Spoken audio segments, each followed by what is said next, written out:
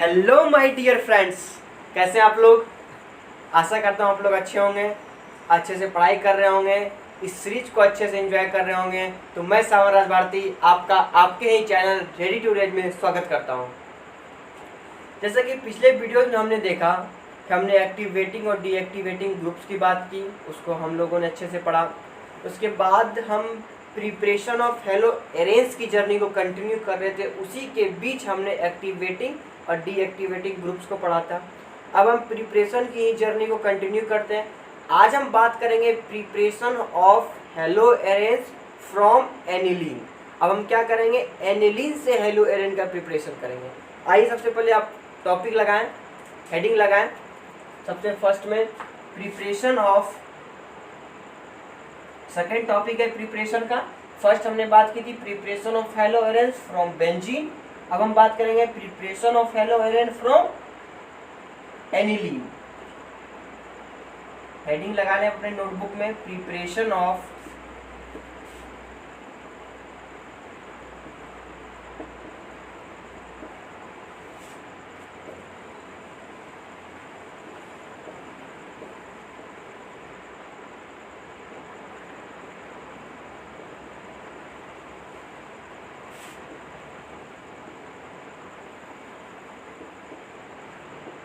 इस टॉपिक को स्टार्ट करने के पहले हम यह जान लेते हैं कि एनिलीन आखिर होता क्या है।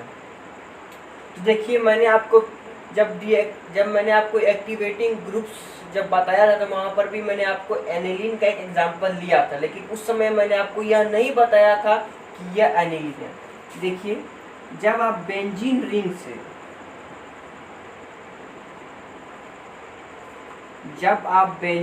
से NH2 अटैच करते हैं तो इसी को हम एनिलीन कहते हैं।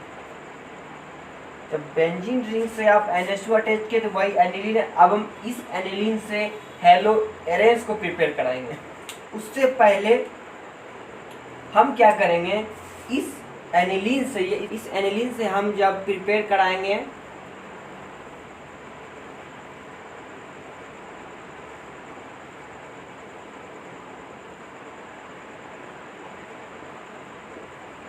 सबसे फर्स्ट मेथड में हम एनिलीन से बेंजीन रिंग से N2Cl जो कनेक्ट किया, जो NH2 आप देख रहे हैं एनिलीन, इसको हम लोग यह भी कहते हैं बेंजीनामीन। इसको आप साइड में लिख भी लें, इसको कहते हैं बेंजीनामीन। जब इसको आप ब्रेक आउट करके पढ़ेंगे तो बेंजीन अमीन, इसको टोटल कहते हैं बेंजीनामीन। अब सबसे पहले हम क्या प्रिपेयर करेंगे, NH2 से बेंजीन डाइअज़ोनियम क्लोराइड को प्रिपेयर कराएंगे। क्या प्रिपेयर कराएंगे, बेंजीन डाइअज़ोनियम क्लोराइड।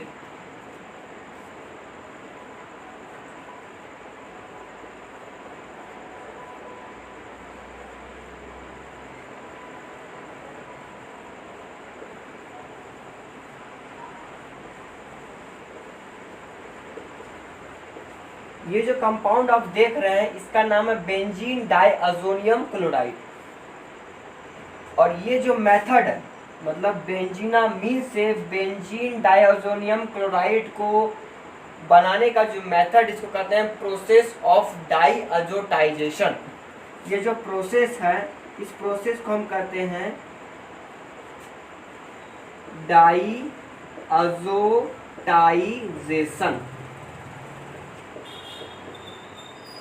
मतलब ये कह सकते हैं हम कि हम लोग डाइअज़ोटाइजेशन प्रोसेस द्वारा एनिलीन या बेंजीनामीन को बेंजीन डाइअज़ोनियम क्लोराइड में कन्वर्ट करते हैं। अब बात आती है कि रिएजेंट हम क्या यूज करते हैं। देखिए, रिएजेंट जब हम लेते हैं वो होता है NaNO2 plus HCl, NaNO2 plus HCl। और जो टेम्परेचर लेते हैं वो होता है 0 डिग्री सेल्सियस से 5 डिग्री सेल्सियस, मतलब 273 से लेकर 278 केल्विन का हम टेम्परेचर इसमें यूज करते हैं। अब आप ये सोच रहे हो कि बेंजीन डाइअज़ोनियम क्लोराइड तो यहाँ पर बन रहा है, लेकिन हेलो अरेन कैसे बनाएंगे। देखिए, सबसे पहले हम किस प्रोसेस से इसको पढ़ेंगे। सबसे पहले हम मैकेनिज्म देखेंगे डाइअज़ोटाइजेशन। क्योंकि जब आप बेंजीन डाइअज़ोनियम क्लोराइड बना लेते हैं उसके बाद आपको क्लोरोबेंजीन, ब्रोमोबेंजीन, आयोडोबेंजीन, फ्लोरोबेंजीन बनाने में कोई भी दिक्कत नहीं आएगी। हमारा सबसे फर्स्ट स्टेप होगा बेंजीन डाइअज़ोनियम क्लोराइड को बनाना, और इस मेथड को हम कहते हैं डाइअज़ोटाइजेशन। आप इसको पहले नोट कर लें, फिर हम प्रोसेस ऑफ डाइअज़ोटाइजेशन के मैकेनिज्म को देखेंगे कि कैसे यह बेंजीन डाइअज़ोनियम क्लोराइड में कन्वर्ट होता है। सबसे पहले आप इसको नोट कर लें। सबसे पहले हम ऊपर ये प्रोसेस लिख लेते हैं कि हमको बेंजीनामीन या एनिलीन से क्या बनाना है, बेंजीन डाइअज़ोनियम क्लोराइड। सबसे पहले हम उसको ऊपर लिख लेते हैं। ये आपका एनिलीन हो गया, या इसको आप कह सकते हैं बेंजीनामीन NH2। रिएजेंट हम यूज कर लेते हैं NaNO2 प्लस HCl। ठीक है, टेम्परेचर हम 273 से लेकर 278 केल्विन यूज कर सकते हैं, और जो प्रोडक्ट होगा वो क्या होगा आपका बेंजीन डाइअज़ोनियम क्लोराइड। ये आपका हो गया बेंजीन डाइअज़ोनियम क्लोराइड। आइए अब इसके प्रोसेस को देखते हैं कि ये कैसे आगे प्रोसीड करता है। आइए इसके मैकेनिज्म को समझते हैं। देखिए, ये 3 प्रोसेस में 3 स्टेप में आगे बढ़ता है। इस 3 स्टेप में ये प्रोसेस होता है। सबसे पहला स्टेप, सबसे फर्स्ट स्टेप की हम बात करेंगे तो फर्स्ट स्टेप होता है प्रिपरेशन ऑफ HNO2। देखिए, मैंने आपको पिछले कई वीडियोस में बताया, मैं आज ही बताना चाहता हूँ कि ये जो रिएक्शन है, सबसे पहले रिएक्शन हो जाता है, उसके बाद उसके मैकेनिज्म को समझा जाता है, उसके बाद एज ए स्टोरी, कहानी के रूप में इस मैकेनिज्म को समझा जाता है कि ऐसा ऐसा इस रिएक्शन में हुआ होगा। सबसे पहले रिएक्शन होता है, तब उसके मैकेनिज्म को डिसाइड करते हुए हम आगे इसके मैकेनिज्म को पढ़ते हैं।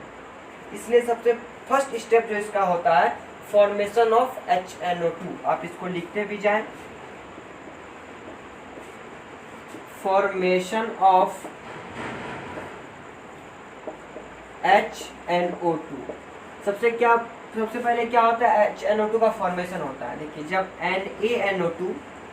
NaNO2 जब HCl से रिएक्ट करेगा तो प्रोडक्ट क्या होगा, HNO2 प्लस NaCl। ये प्रोडक्ट बनेगा क्योंकि हमने NaNO2 लिया प्लस HCl हमने यहाँ पे रिएजेंट के रूप में यूज किया था, तो प्रोडक्ट क्या बना, HNO2 प्लस NaCl। अब क्या हुआ, HNO2 का फॉर्मेशन हो गया, मतलब स्टेप 1 हमारा कंप्लीट हो गया। अब बात करते हैं स्टेप 2 की। स्टेप 2 में क्या होता है, स्टेप 2 में क्या होता है, नाइट्रोसोनियम आयन का फॉर्मेशन होता है। देखिए, सबसे पहले मैं एक चीज और आपको यहाँ बताना चाहूँगा कि ये जो प्रोसेस होता है वो इलेक्ट्रोफिलिक सब्स्टिट्यूशन को शो करता है। इलेक्ट्रोफिलिक सब्स्टिट्यूशन क्या, कि कोई इलेक्ट्रॉन को चाहने वाला जिसमें इलेक्ट्रॉन डेफिशिएंट हो, मतलब पॉजिटिव चार्ज या वैकेंट ऑर्बिटल वाला स्पेसी, मतलब वैसा स्पेसी जो क्या करे, इलेक्ट्रॉन को अपनी ओर अट्रैक्ट करे, वैसा स्पेसी अंदर आएगा और वैसा ही स्पेसी उस रिएक्शन से बाहर निकलेगा। तो क्या हुआ, यहाँ पे इलेक्ट्रोफाइल का सब्स्टिट्यूशन हुआ। तो इसको ये जो प्रोसेस आगे बढ़ता है, इस प्रोसेस को हम कहते हैं इलेक्ट्रोफिलिक सब्स्टिट्यूशन द्वारा ये आगे बढ़ता है। तो इलेक्ट्रोफिलिक सब्स्टिट्यूशन में सबसे पहला क्या होता है, इलेक्ट्रोफाइल का जनरेट होना, क्योंकि इलेक्ट्रोफाइल बनेगा तभी तो वह सब्स्टिट्यूट करेगा। अब हमारा सेकंड स्टेप क्या होता है, इलेक्ट्रोफाइल का बनना। तो यहाँ पे इलेक्ट्रोफाइल क्या है, NO+। NO+ को हम क्या कहते हैं, नाइट्रोसोनियम आयन। स्टेप 2 में क्या होता है, फॉर्मेशन ऑफ, स्टेप 2 में होता है formation of NO+ ion. NO+ ion का इसमें फॉर्मेशन होता है, या आप इसको यहाँ पे नीचे यह भी लिख लें, इसको हम कहते हैं नाइट्रोसोनियम आयन।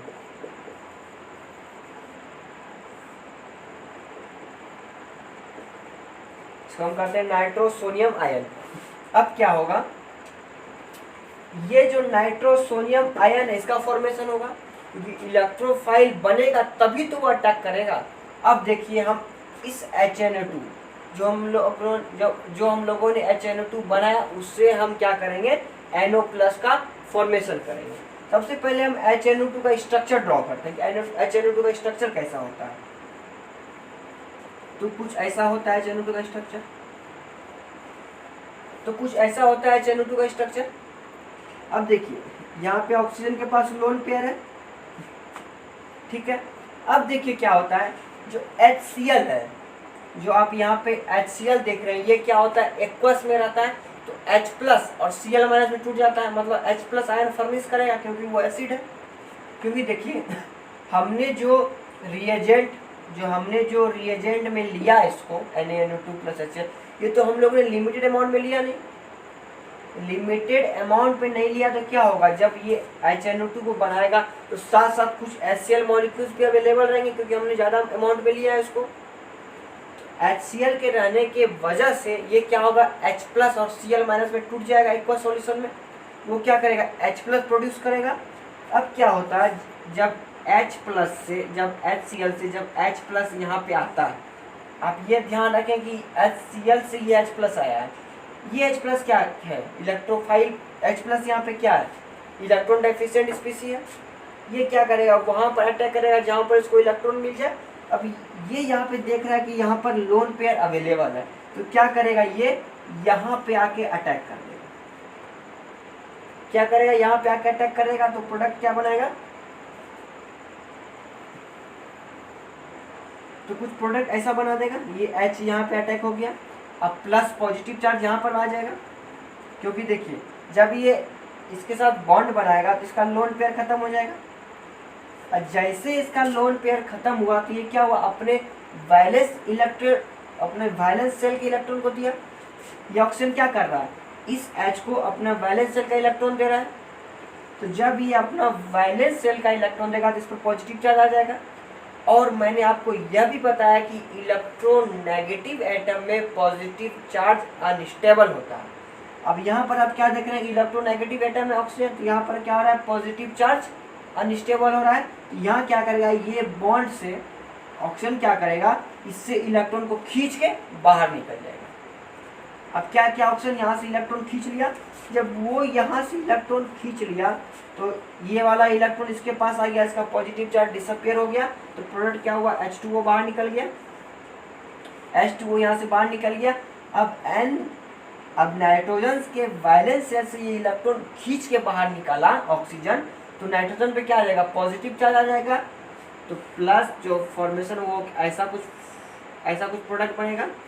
यही हुआ नाइट्रोसोनियम आयन, जो आप यहाँ देख रहे हैं, N पर पॉजिटिव चार्ज अपने डबल बॉन्ड ऑक्सीजन के साथ, यही आपका नाइट्रोसोनियम आयन है और यही इस रिएक्शन का इलेक्ट्रोफाइल है। यही अटैक करेगा एनिलीन पे। अभी देखिए हमने एनिलीन कंपाउंड का यहाँ पे यूज नहीं किया, अभी हम रिएजेंट से चल रहे हैं कि सबसे पहले रिएजेंट अपने आप को तैयार करता है इस पर अटैक करने के लिए। अब इस पर अटैक करने किसको तैयार कर, या तो न्यूक्लियोफाइल या तो इलेक्ट्रोफाइल, लेकिन यहाँ पे क्या हो रहा है, इलेक्ट्रोफिलिक सब्स्टिट्यूशन हो रहा है। तो यहाँ पे क्या किया, इलेक्ट्रोफाइल को तैयार किया, रिएजेंट की वजह से हम लोगों ने इलेक्ट्रोफाइल को बनाया। अब जो इलेक्ट्रोफाइल हम लोगों ने बनाया, अब वो इलेक्ट्रोफाइल इस पर अटैक करेगा। सबसे पहले आप इसको नोट कर लें। अब जो हम स्टेप 3 की बात करेंगे, स्टेप 3 जो हमारा होगा वो क्या होगा, इलेक्ट्रोफाइल तो बन गया, अब क्या होगा, अटैक ऑफ इलेक्ट्रोफाइल।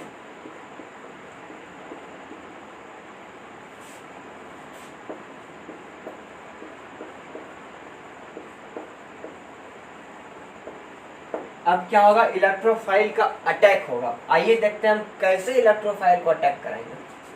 हम लोगों ने क्या किया, यहाँ पे एनिलीन को लिया। अब एनिलीन कंपाउंड को हम यहाँ पे यूज कर सकते हैं क्योंकि अब रिएजेंट अपने आप को तैयार कर लिया है इस रिएक्शन को आगे बढ़ाने के लिए। एनिलीन या इसको हम बेंजीनामीन भी कर सकते हैं। आइए इसको हम यहाँ पे बनाते हैं। ये हाइड्रोजन यहाँ पे,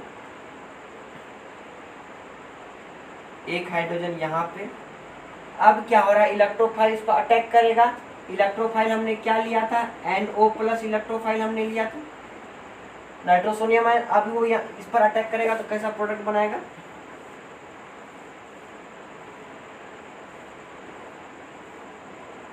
नाइट्रोजन यहाँ हमने अटैक करा दिया, यहाँ पे एक हाइड्रोजन, यहाँ पे एक हाइड्रोजन।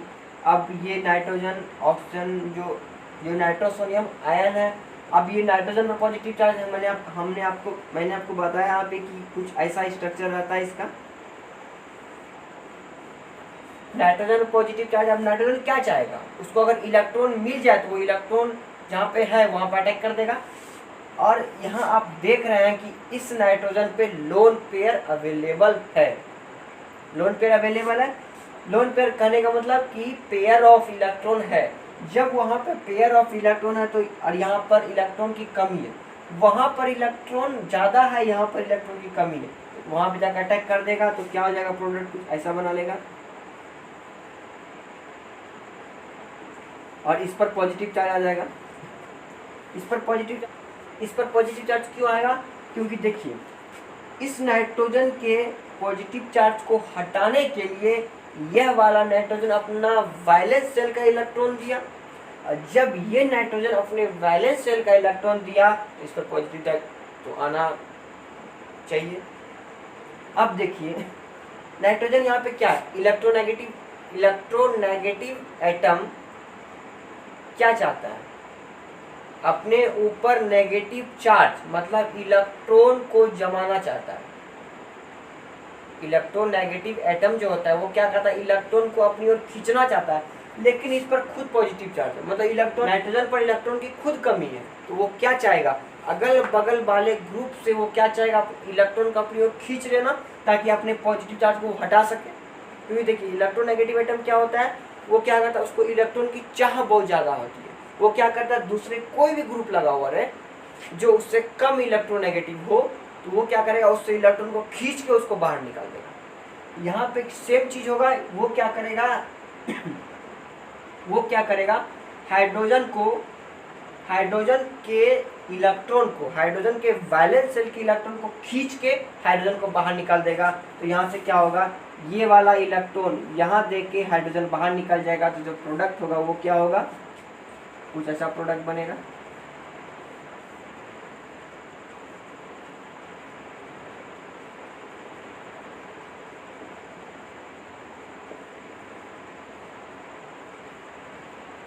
कुछ ऐसा प्रोडक्ट बनेगा। अब यहाँ से क्या हुआ, H+ बाहर निकला, यहाँ से -H+ हम लिख सकते हैं, -H+। यहाँ पे कहने का मतलब कि यहाँ से H+ बाहर निकल रहा है, ठीक है। अब देखिए यहाँ पे हम एक नए कंसेप्ट को आपके सामने इंट्रोड्यूस कर रहे हैं। अगर आप 12th में है तो आपने इस कंसेप्ट को पढ़ा भी होगा। ये आइसोमेरिज्म का पार्ट है जिसको हम लोग कहते हैं टॉटोमरिज्म। टॉटोमरिज्म में क्या होता है, अगर आपने पढ़ा है तो आप समझ जाएंगे, नहीं पढ़ा है तो आप सिर्फ इसको देख लें। अगर आपने नहीं पढ़ा है तो आप इसको भी देख लें।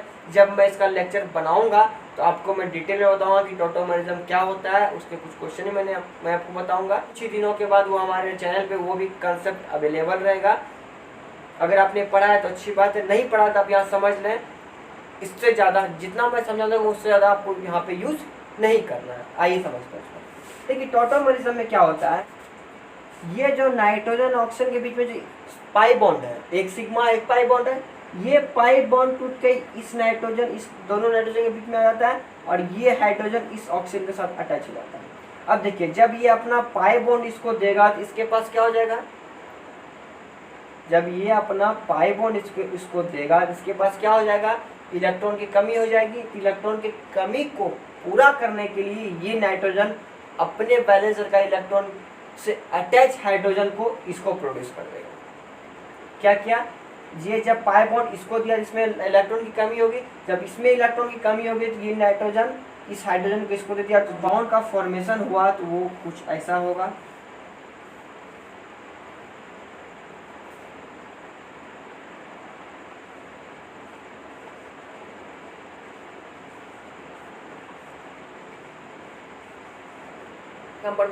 अब देखिए हम लोगों ने टॉटोमेरिज्म यहाँ पे क्यों कहा, आइसोमेरिज्म क्या होता है, जो आपको मॉलिक्यूलर फॉर्मूला दिख रहा है वो दोनों सेम होगा। ये देखते हैं,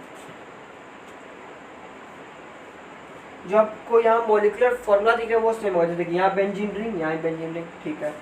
यहाँ पर भी 2 नाइट्रोजन, यहाँ पर भी 2 नाइट्रोजन, ठीक है। यहाँ पर एक ऑक्सीजन, यहाँ पे एक हाइड्रोजन, मतलब मॉलिक्यूलर फॉर्मूला सेम है लेकिन दोनों का स्ट्रक्चर डिफरेंट है। इसलिए हम लोगों ने यहाँ पे आइसोमेरिज्म का कंसेप्ट भी यहाँ पे इंक्लूड किया। अगर आपने पढ़ा है तो अच्छी बात है, अगर आपने नहीं पढ़ा तो कोई टेंशन लेने की बात नहीं है। मैंने आपको जितना बता दिया उतना यहाँ पे हेल्पफुल है, और कुछ ही दिनों में हम जो ये कंसेप्ट है हमारे चैनल पर अवेलेबल है, टेंशन लेने की कोई बात नहीं है। जब हम लोगों ने ये बनाया, ये एक दूसरे का क्या है, टॉटोमर, ये एक दूसरे का टॉटोमर है, ये एक दूसरे का टॉटोमर है। अब देखिए आगे जब ये प्रोसीड होता है आगे जब ये प्रोसीड होता है तो यहाँ पे क्या होता है, एक H+ आके यहाँ पे अटैक करता है। अब देखिए यहाँ से जो H+ निकला, जो हम लोगों ने यहाँ से H+ निकाला था, तो यहाँ जो नाइट्रोजन इस हाइड्रोजन के वैलेंस शेल के इलेक्ट्रॉन को खींच के H+ को बाहर निकाला था, वो H+ कहीं इसी के अगल बगल घूम रहा होगा, तो वो जैसे देखा कि जब ऑक्सीजन के पास लोन पेयर तो अवेलेबल है, यहाँ जो OH आया यहाँ पे, तो ऑक्सीजन के पास तो लोन पेयर अवेलेबल, तो वो देखा कि हाँ यहाँ पे ऑक्सीजन के पास तो लोन पेयर है और हमारे पास वैकेंट ऑर्बिटल, मतलब हमके इलेक्ट्रॉन की कमी है, और यहाँ पे हम इलेक्ट्रॉन देख रहे हैं, ये तुरंत H+ जाके इस ऑक्सीजन से अटैच कर जाएगा। आइए जो प्रोडक्ट बनेगा उसको बनाते हैं।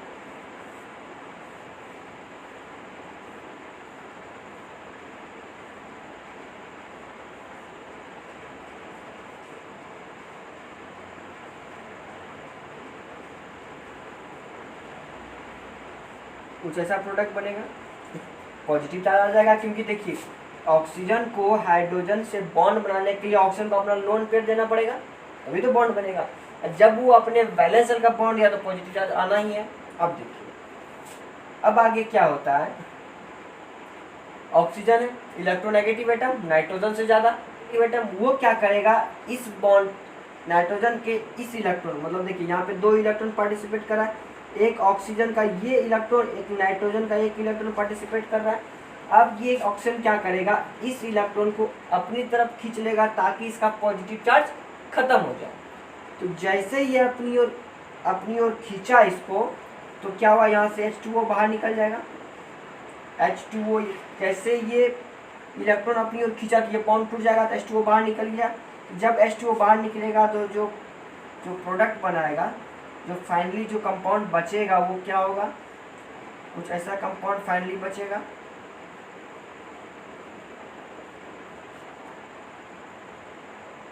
ऐसा कंपाउंड बचेगा फाइनली। अब यहाँ पे देखिए क्या होता है, और ये थोड़ा फर्दर आगे बढ़ता है। देखिए कैसे, इस नाइट्रोजन के पास क्या है, वैकेंट ऑर्बिटल है, मतलब पॉजिटिव चार्ज है, और इस नाइट्रोजन के पास क्या है, लोन पेयर है। इस नाइट्रोजन के पास लोन पेयर है, इस नाइट्रोजन के पास क्या है, वैकेंट ऑर्बिटल है। तो ये क्या करता है, नाइट्रोजन क्या करता है, अपना वैलेंस शेल का जो इलेक्ट्रॉन, जो लोन पेयर है, इसको डोनेट कर देता है ताकि इसका पॉजिटिव चार्ज हट जाए। तो डोनेट करके जो प्रोडक्ट बना रहा है वो कुछ ऐसा होता है।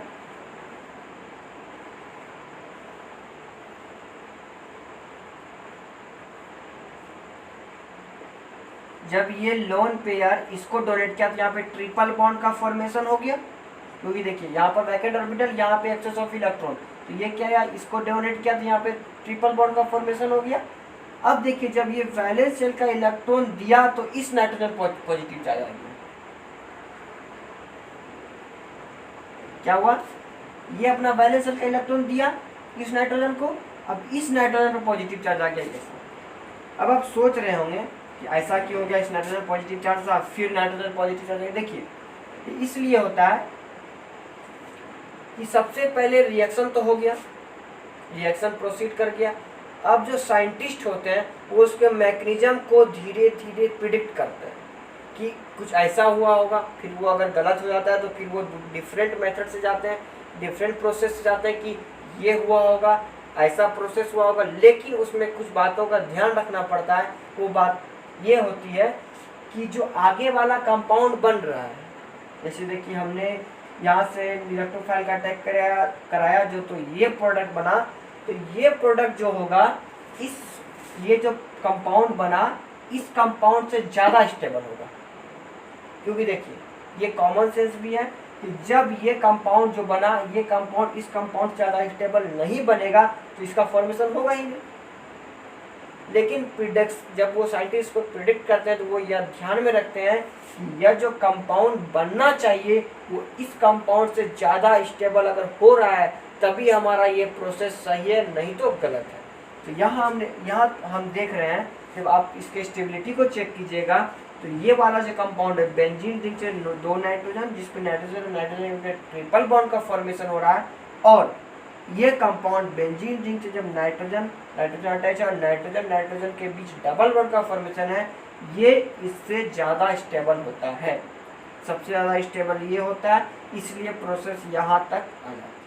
आप इसको पहले नोट कर लो। अब हम लोगों ने कहाँ तक, यहाँ तक तो हम लोगों ने बना दिया था बहुत अच्छे से।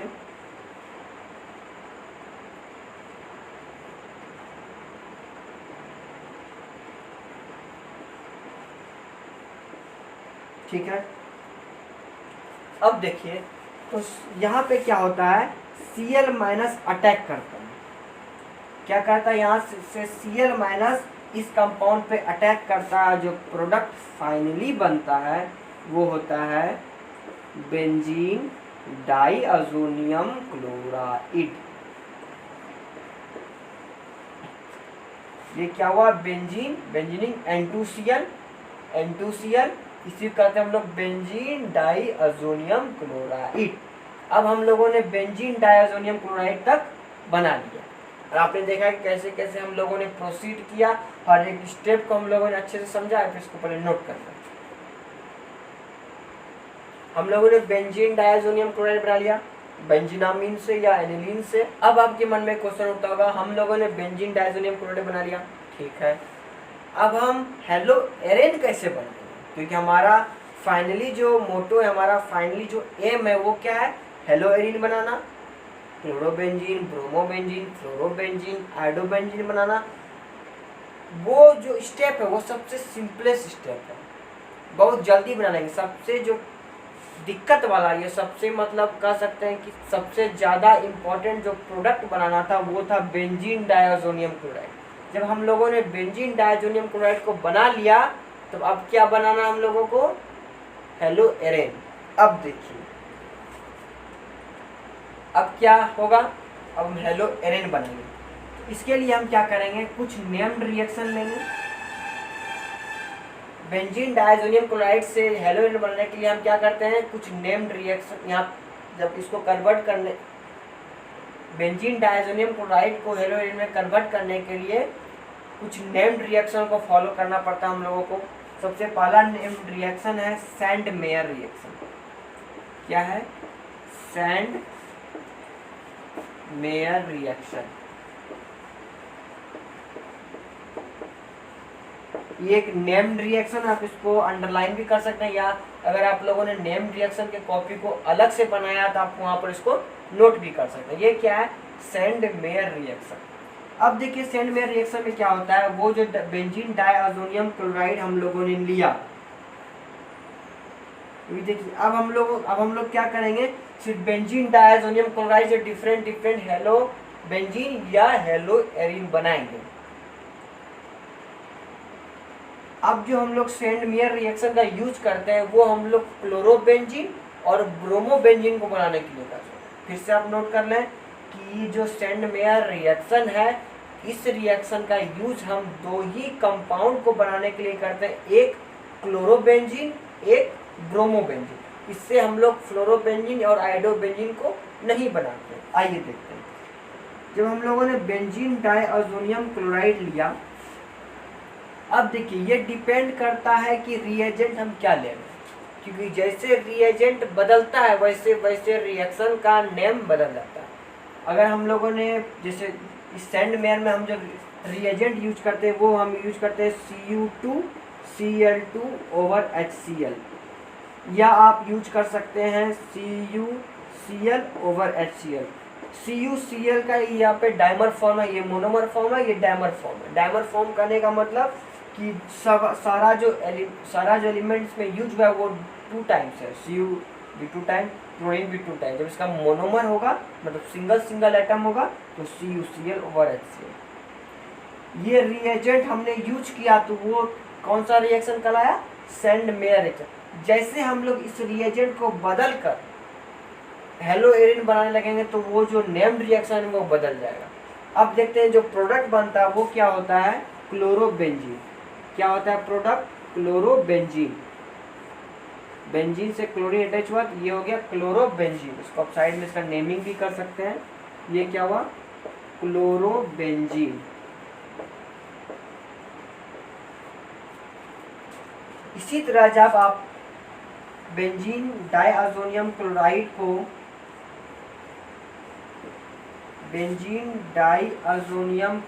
को जब आप ट्रीट कराते हैं Cu2Br2 ओवर HBr, या आप कह सकते हैं CuBr ओवर HBr। जब आप इसको ट्रीट कराते हैं Cu2Br2 ओवर HBr या CuBr ओवर HBr तो जो प्रोडक्ट बनता है वो क्या होता है? कुछ ऐसा प्रोडक्ट आपके सामने में आएगा। ये क्या होता है? ब्रोमोबेंजीन।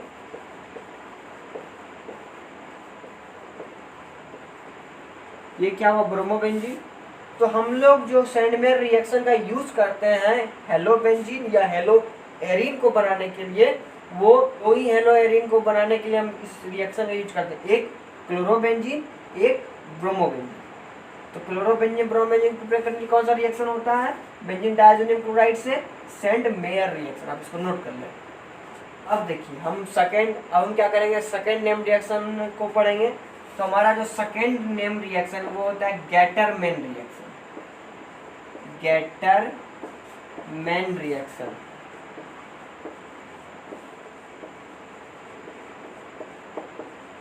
क्या होता है? Gattermann reaction. अब यहाँ पे क्या है? जो गैटरमैन रिएक्शन का हम यूज करते हैं इस नेम रिएक्शन, ये भी एक प्रकार का नेम्ड रिएक्शन है। इस नेम्ड रिएक्शन का जो हम यूज करते हैं वो भी हम क्लोरोबेंजीन और ब्रोमोबेंजीन को प्रिपेयर करने के लिए करते हैं। यहाँ पर भी हम क्लोरोबेंजीन और ब्रोमोबेंजीन को ही प्रिपेयर करेंगे बेंजीन डाइअज़ोनियम क्लोराइड से। आइए देखते हैं। लेकिन फर्क बस इतना होगा कि रिएजेंट यहाँ पर चेंज हो जाएगा। तो यहाँ पर हम लोगों ने क्या किया? यहाँ पे एक बेंजीन डाइअज़ोनियम क्लोराइड लिया, ठीक है, और जब हम इसको ट्रीट करते हैं Cu ओवर HCl के साथ, वहां पर हम लोगों ने क्या लिया था? Cu2Cl2 ओवर HCl या CuCl ओवर HCl। यहाँ पर हम लोगों ने क्या लिया? Cu over HCl। मतलब यहाँ पे सिर्फ कॉपर का सिंगल एटम लिया हम लोगों ने और HCl लिया। तो जो प्रोडक्ट बनेगा वो क्या होगा? क्लोरोबेंजीन का फॉर्मेशन होगा। वेरी गुड, ये क्लोरोबेंजीन का फॉर्मेशन हो गया। अब अगर हम उसको ब्रोमोबेंजीन बनाना है तो आप लोग समझ गए होंगे ब्रोमोबेंजीन बनाने के लिए हम लोग कौन सा रिएजेंट यूज करेंगे? N2Cl। हम लोग कौन सा रिएजेंट यूज करेंगे? Cu ओवर HBr हम लोग रिएजेंट यूज किए। तो जो प्रोडक्ट बना वो क्या हुआ? Br।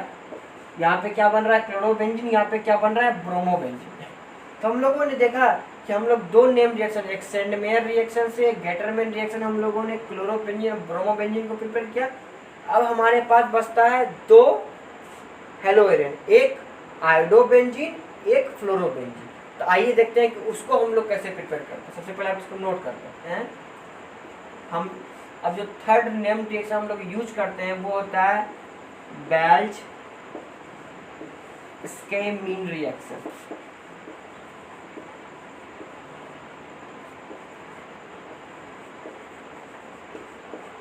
थर्ड जो हम लोग यूज करते हैं वो क्या होता है? बेल्ज-स्कैमीन रिएक्शन। क्या होता है? बेल्ज-स्कैमीन रिएक्शन।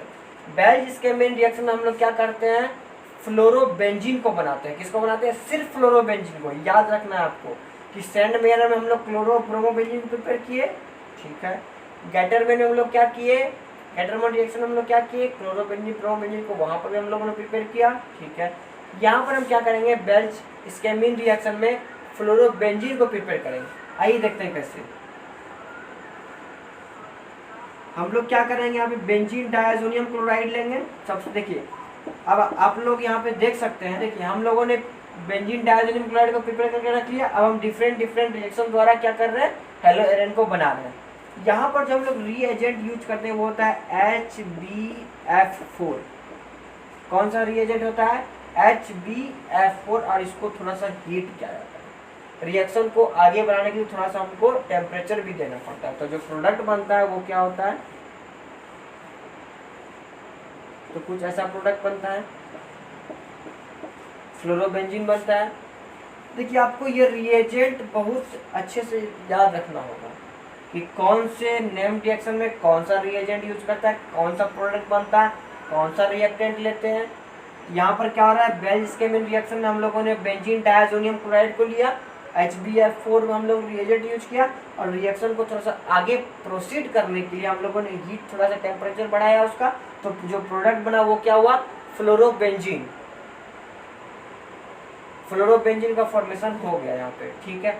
अब बचता है एक कंपाउंड आयोडोबेंजीन, क्योंकि देखिए हम लोग क्लोरोब्रोमो हो गया, फ्लोरोबेंजीन भी हो गया। अब बात करते हैं आयोडोबेंजीन की। सबसे पहले आप इसको नोट कर लो। तो देखिए आयोडोबेंजीन बनाने के लिए कोई नेम्ड रिएक्शन नहीं है, कि मतलब आयोडोबेंजीन को बनाने के लिए कोई नेम्ड रिएक्शन नहीं आता है। सिर्फ हम लोग एक रिएक्शन लिखते हैं, वो होता है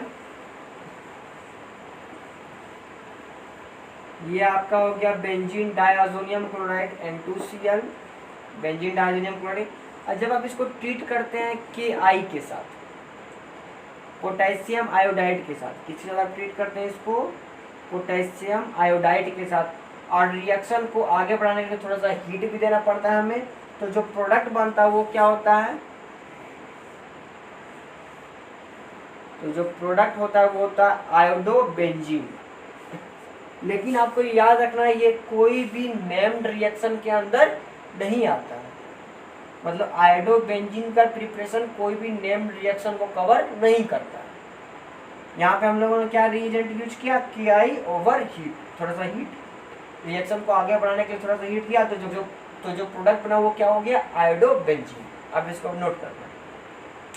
तो यहाँ तक हम लोगों ने देखा कि कैसे एनिलीन या बेंजीनामीन से हम लोग हेलोएरेन को प्रिपेयर कराते हैं। सबसे पहले हम लोग क्या करते हैं, बेंजीन डायज़ोनियम क्लोराइड को प्रिपेयर करते हैं। देखिए मैंने जो आपको वो मेथड बताया बेंजीन डायज़ोनियम क्लोराइड को प्रिपेयर करने के लिए, वो मेथड आपको ध्यान में रखना है, जिसको हम लोग कहते हैं प्रोसेस ऑफ डाइजेशन। वो प्रोसेस आपको आगे भी बहुत सारे कंपाउंड को बनाने में यूज आएगा। इसलिए हम लोग क्या करते हैं, कुछ ऐसे सिस्टमेटिक ढंग से पढ़ते हैं कि सबसे पहले हम लोग बेंजीन डायज़ोनियम क्लोराइड के मेथड को प्रिपेयर करने के लिए अलग मैकेनिज्म को पढ़ लेते हैं। उसको हम लोग यूज करेंगे कब, जब हम फिनोल्स का प्रिपेयर कराएंगे। फिनोल्स जब हम आगे पढ़ेंगे, alcohol, phenols and ether chapter पढ़ेंगे, तो हम वहाँ पे यूज करते हैं फिनोल्स को प्रिपेयर करने के लिए भी बेंजीन डायज़ोनियम क्लोराइड, और मैकेनिज्म सेम रहता है, इसलिए आप उस मैकेनिज्म को अच्छे से पढ़ लीजिए। उसके बाद हम लोगों ने क्या किया, डिफरेंट नेम्ड रिएक्शन को लेकर हम लोगों ने क्या किया, क्लोरोबेंजीन, ब्रोमोबेंजीन और फ्लोरोबेंजीन को प्रिपेयर किया।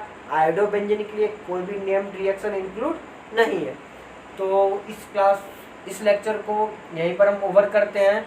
अगले लेक्चर में देखिए यहाँ तक प्रिपरेशन ऑफ हेलोएरेन्स आपका कंप्लीट होता है। जो ही मेथड होते हैं प्रिपरेशन ऑफ हेलोएरेन्स, सबसे पहला बेंजीन से, दूसरा एनिलीन से, जो हम लोगों ने पढ़ लिया इसको।